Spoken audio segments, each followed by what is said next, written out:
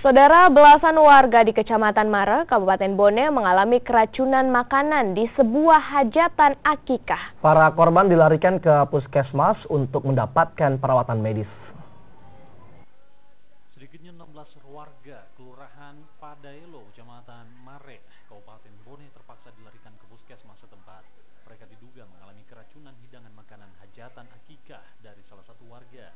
Para korban mengalami mual, muntah, diare, dan pusing usai menyantap hidangan hajatan akikah. Tim medis puskesmas langsung memberikan pertolongan dan perawatan terhadap para korban dengan cairan infus. Suwir saja karena saya makan itu. Suwir. Maksudnya itu daging ayam yang dicincang. Oh, daging ayam.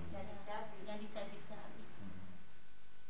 Selain korban dewasa, tercatat 3 orang anak juga tengah menjalani perawatan di puskesmas. Meskipun kondisi mereka berangsur membaik, namun tim medis puskesmas terus memberikan perawatan secara intensif dengan memberikan cairan infus. Yang masuk tadi berapa semuanya, Bu, dari pagi? 17 yang catat 16 orang.